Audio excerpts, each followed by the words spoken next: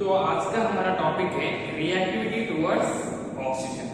जो भी group 17 elements है वो ऑक्सीजन के साथ रिएक्ट करने के बाद क्या रिएक्शन फॉर्मेशन होता है बोल के हम देखेंगे। एलिमेंट कौन कौन सा है? Fluorine, chlorine, bromine, iodine and एक्टेनॉन। लेकिन एक्टेनॉन क्या है बोले तो ये एक रेडियो एक्टिव एलिमेंट है। इसकी वजह से क्या होता है बोले तो ये कौन से भी एलिमेंट के साथ रिएक्शन फॉर्मेशन नहीं होता है, क्योंकि उसका लाइफ स्पैन क्या रहता है बोले तो बहुत जल्दी ये होता है। तो अभी हम देखेंगे इसमें क्या होता है बोले तो अगर कौन से भी एक हेलोजन एटम्स ऑक्सीजन के साथ रिएक्ट होने के बाद क्या होता है?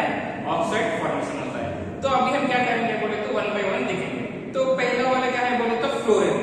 तो अगर फ्लोरीन ऑक्सीजन के साथ रिएक्ट होने के बाद क्या फॉर्मेशन होता है? इसमें दो तरह के ऑक्साइड फॉर्मेशन होते हैं।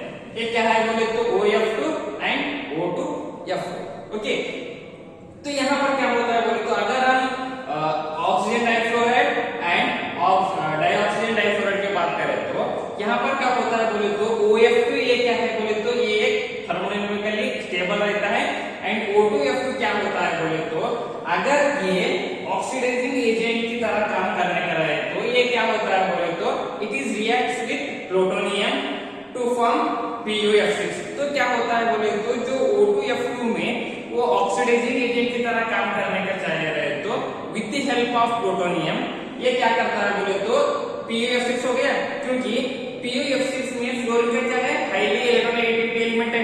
तो यहाँ पर क्या होता है बोले तो उसके बाद जो रिएक्शन होने के बाद इसमें प्लूटोनियम में क्या करता है बोले तो रिमूव करता है और वो या O2F2 क्या होता है बोले तो स्ट्रॉन्ग ऑक्सीडाइजिंग एजेंट की तरह काम करता है। तो अगर हम OF2 एंड O2F3 की बात करें तो ये क्या होता है बोले तो दोनों स्ट्रॉन्ग फ्लोरीनेटिंग एजेंट्स है। कैसे स्ट्रॉन्ग फ्लोरीनेटिंग एजेंट? मतलब अगर हम बात करें इधर ऑक्सीजन इधर फ्लोरीन में बोल के समझो।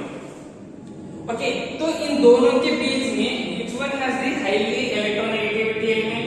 फर्स्ट क्या है? फ्लोरीन है। इसके बाद क्या है बोले तो ऑक्सीजन है।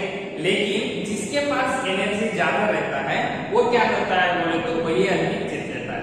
ओके, तो यहाँ पर क्या होता है बोले तो इधर fluorine is the highly electronegativity elements.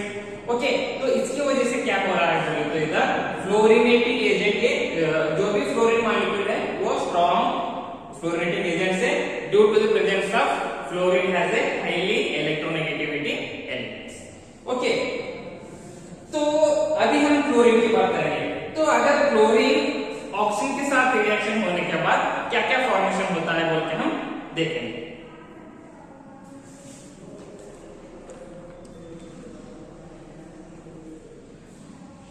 तो यहाँ पर क्या होता है बोले तो जो भी ग्रुप 17 एलिमेंट्स है यानी क्लोरीन है, तो क्लोरीन अगर ऑक्सीजन के साथ रिएक्ट होने के बाद क्या होता है? इसका ऑक्साइड फॉर्मेशन होता है। कौन से भी एक एलिमेंट्स अगर ऑक्सीजन के साथ रिएक्ट होने के बाद वो ऑक्साइड फॉर्मेशन होता है। कैसे कैसे बोल के देखो। तो यहाँ पर क्या होता है बोले तो क्लोरीन यहाँ पर ऑक्सीजन के साथ रिएक्ट हुए हैं, तो यहाँ पर क्या हो रहा है?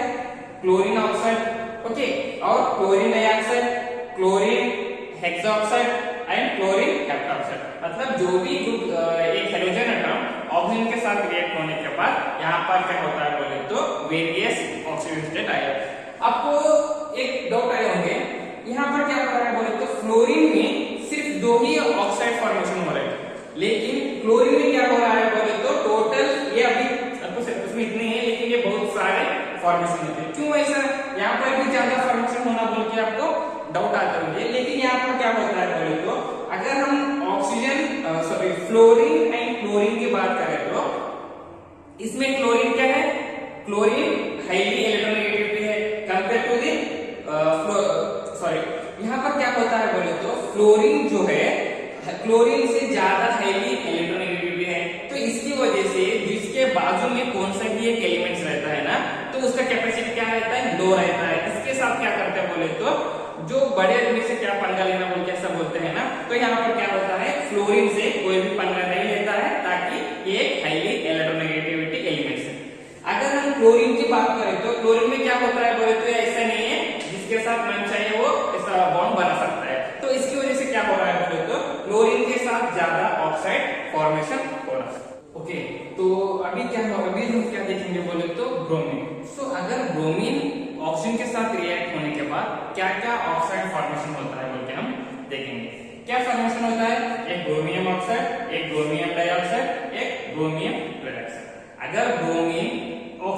साथ रिएक्ट होने के बाद तीन तरह के ऑक्साइड फॉर्मेशन होते हैं, एक ब्रोमियम oxide, ब्रोमियम dioxide and ब्रोमियम trioxide. Okay, तो यहाँ पर क्या होता है बोले तो तीनों ऑक्साइड जो ब्रोमीन का है ये सभी लेस स्टेबल है, एंड अगर हम इसकी ऑक्सीडाइजिंग एजेंट की बात करें तो compare to the other halogen atoms, bromine oxides are the powerful oxidising agent. Okay, तो इसमें क्या होता है बोले तो जो भी ब्रोमीन ऑक्साइड से ये लेस स्टेबल ऑक्साइड फॉर्मेशन होता है, क्योंकि ये एक लो टेम्परेचर में क्या होता है बोले तो इसका जो फिजिकल प्रॉपर्टी केमिकल प्रॉपर्टी है वो लॉस हो जाता है। इसलिए क्या होता है बोले तो इसको अगर थोड़े भी टेम्परेचर दिए तो ये अपना कैपेसिटी क्या होता है बोले तो लूज करता है। ओके, तो अगर हम आयोडीन की बात करें तो अगर iodine is reacts with oxygen तो तब क्या होता है, आयोडीन ऑक्साइड फॉर्मेशन होता है। तो किस तरह से जो भी आयोडीन ऑक्साइड होता है बोले तो इसमें आयोडीन में टोटल तीन तरह के ऑक्साइड फॉर्मेशन होता है, एक I2O4, I2O5 and I2O7। Okay, तो ये सारे जो भी आयोडीन ऑक्साइड का है ये सारे क्या है बोले तो इनसॉल्युबल इन वाटर है। क्यों है बोले तो क्यों इनसॉल्युबल इन वाटर है बोले तो अगर इसको हम हीट करने के बाद ये क्या होता है बोले तो डिकम्पोज होता है। जो भी आयोडीन एलिमेंट्स को यानी आयोडीन कंपाउंड को अगर आप हीट करते हैं ना, हीट करने के बाद क्या होता है बोले तो वो डिकम्पोज होता है। तो इसमें क्या है बोले तो I2O5 क्या है बोले तो एक गुड ऑक्सीडाइजिंग एजेंट है।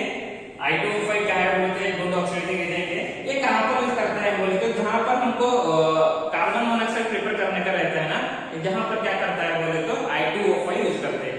तो जिस तरह में जो भी लैबोरेटरी में कार्बन मोनोऑक्साइड हम प्रिपेयर करता है ना, वहां पर क्या होना चाहिए बोले तो I2O5 is the necessary. Okay, तो अगर हम ऑर्डर ऑफ स्टेबिलिटी की बात करें तो ऑर्डर ऑफ स्टेबिलिटी की बात करें तो कौन कौन सा है बोले तो iodine is greater than chlorine, chlorine is greater than bromine. So यहां पर क्या है बोले तो ब्रोमीन का स्टेबिलिटी ज्यादा है compare to the other element. Okay, तो अगर हम एसिडिक कैरेक्टर की बात करें तो ये क्या होता है बोले तो acidic character is increases with the increase in oxidation state. तो कैसे बोले तो देखो, तो फ्लोरीन का क्या है ऑक्सीडेशन स्टेट -1 है, तो फ्लोरीन के छोड़ के जो भी क्लोरीन, आयोडीन, ब्रोमीन है ना, इसका क्या होता है बोले तो +1 से +7 ऑक्सीडेशन स्टेट होता है। तो जिसका ऑक्सीडेशन स्टेट ज्यादा रहता है उसका क्या होता है बोले तो एसिडिक कैरेक्टर इज इंक्रीजेस। तो इसीलिए क्या होता है बोले तो यहाँ पर it is increases in the oxidation state. तो सारे जो भी हेलोजन ऑक्साइड्स है ना वो सारे क्या है बोले तो पावरफुल ऑक्सीडाइजिंग एजेंट्स हैं। तो ओके, थैंक यू। अभी हमारा नेक्स्ट टॉपिक क्या है बोले तो रिएक्टिविटी टुवर्ड्स क्या है मेटल्स। रिएक्टिविटी टुवर्ड्स मेटल, जो भी हेलोजन एटम्स है अगर वो मेटल के साथ रिएक्ट होने के बाद कौन सा हैलाइड फॉर्मेशन होता है बोल के हम देखेंगे। तो स्टार्टिंग क्या होता है बोले तो जो भी एक हेलोजन मेटल के साथ रिएक्ट होने के बाद क्या होता है मेटल हैलाइड्स। फॉर एग्जांपल देखो, ये मैग्नीशियम क्या है, magnesium is a metal and ये ब्रोमीन क्या है बोले तो एक हेलोजन एटम से अगर एक मेटल एक हेलोजन के साथ रिएक्ट होने के बाद तब क्या हो रहा है बोले तो मेटल हैलाइड्स यानी मैग्नीशियम ब्रोमाइड फॉर्मेशन हो रहा है। ओके, तो अगर हम आयोनिक रिएक्टर की बात करें तो यहाँ पर क्या होता है बोले तो it decreases in the down the row. तो कैसे होता है बोले तो इधर क्या है बोले तो M का मतलब क्या होता है मोनोवेलेंट मेटल, कौन सा भी एक रहने दो लेकिन वो क्या करना बोले तो सिंगल मिला। सिंगल मतलब ऐसा मैग्नीशियम, कैल्शियम, ऐसा एक मोनोवेलेंट में रहना वो एक मेटल और एक क्या है बोले तो एक हेलोजन एटम। ओके, तो इसका आयोनिक कैरेक्टर क्या होता है बोले तो डिक्रीजेस इन द ऑर्डर।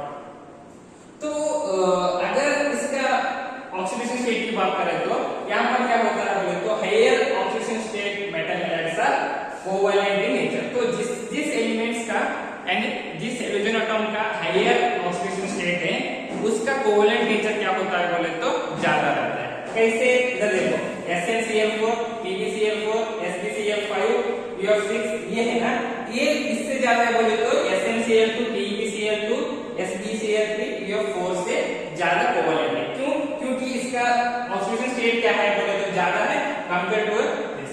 तो इसकी वजह से क्या होता है बोले तो जिस एलिमेंट्स का जो हायर ऑक्सीडेशन स्टेट रहता है वो हाईली कोवैलेंट इन नेचर होता है।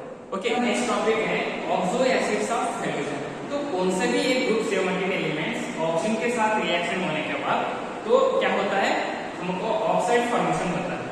ओके, तो यहाँ पर क्या हुआ बोले तो फ्लोरीन का एक ही ऑक्साइड है यानी ऑक्सो एसिड है। क्यों बोले तो क्योंकि फ्लोरीन का साइज की बात करें तो fluorine has A small size and it has a high electronegativity element. तो इसका साइज कम और हाई इलेक्ट्रोनेगेटिविटी की वजह से फ्लोरीन में क्या है बोले तो ओनली वन ऑक्सो एसिड, इसका नाम है HOF यानी हाइपोफ्लोरस एसिड। ओके, अगर हम क्लोरीन की बात करें तो क्लोरीन में क्या है बोले तो टोटल 4 तरह के ऑक्सो एसिड फॉर्मेशन होता है। एक HOCl, HOClO, HOClO2 and HOClO3। तो HOCl को हम बोलते हैं हाइपोफ्लोरस एसिड एंड HOClO को बोलते हैं हम फ्लोरस एसिड एंड HOClO2 को बोलते हैं क्लोरिक एसिड एंड HOClO3 को बोलते हैं परक्लोरिक एसिड। ओके, थोड़ा ये नाम भी याद रखना, कौन सा भी कॉम्पिटिटिव एग्जाम के लिए आपको हेल्प होगा। ओके, ऐसा आपको क्या दिया बोले तो एक ऐसा HOCl बोल के क्वेश्चन देगा, नीचे ऑप्शन देगा ऐसा hypofluorous acid, fluorous acid and chloric acid. Okay, तो अगर हम ब्रोमीन की बात करें तो ब्रोमीन क्या होता है बोले तो ब्रोमीन में भी टोटल 3 तरह के ऑक्सो एसिड फॉर्मेशन होता है। तो एक फर्स्ट है हाइपोब्रोमस acid and bromic acid and क्या है बोले तो परब्रोमिक एसिड। तो हाइपोब्रोमस एसिड को हम बोलते हैं HOBr एंड ब्रोमिक एसिड को बोलते हैं हम HOBrO2 एंड परब्रोमिक एसिड को बोलते हैं हम HOBrO2।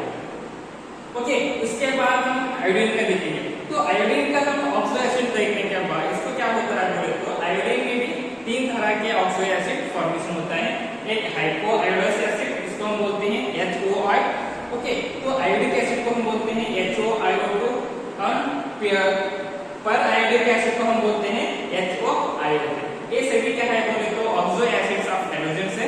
हम इसमें क्या करेंगे बोले तो थोड़ा 3-4 ऑक्सो एसिड का स्ट्रक्चर है, ये आपको exam point of view important. Okay, क्या करेंगे बोले तो जो ऑक्सो एसिड्स है उसका थोड़ा स्ट्रक्चर देखेंगे। ये 4 स्ट्रक्चर है, बहुत इंपॉर्टेंट है 1 मार्क्स के लिए और 2 मार्क्स के लिए। ओके, फर्स्ट क्या है बोले तो हाइपोफ्लोरस एसिड, इसको बोलते हैं HOCl। तो यहाँ पर क्या है बोले तो ऑक्सीजन एटम सेंटर में है और उसके साथ एक हाइड्रोजन एंड एक क्लोरीन। ओके, तो उसके बाद क्या है बोले तो फ्लोरस एसिड। फ्लोरस एसिड को हम कैसे करते हैं HOClO। आप इसका वो एग्जाम में एक बार ऐसा हाइपोफ्लोरस एसिड देगा, एक बार क्या करता है बोले तो ऐसा केमिकल सिंबल ही देगा। ओके, आप क्या करना बोले तो अच्छी तरह से याद रखो। तो क्या है बोले तो फ्लोरस एसिड HOCl। तो यहाँ पर क्या होता है बोले तो ऑक्सीजन एक सेंट्रल एटम, ऑक्सीजन को एक हाइड्रोजन एटम अटैच है और एक क्या है बोले तो C अटैच है। ये आपको स्ट्रक्चर मालूम है ना। इसका जो आगे का क्या है बोले तो Cl के साथ क्या करना बोले तो डबल बॉन्ड और एक।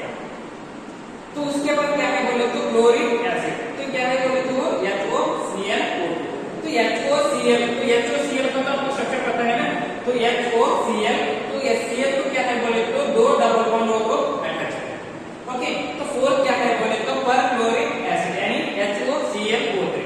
सर यहाँ पर क्या हो रहा है बोले तो एक Cl एटम को 3 डबल बॉन्ड अटैच है और क्या है बोले तो एक Cl को OH ग्रुप अटैच है। ओके, तो ये क्या है बोले तो परक्लोरिक एसिड। ओके, तो ये स्ट्रक्चर बहुत इंपॉर्टेंट है, अच्छी तरह से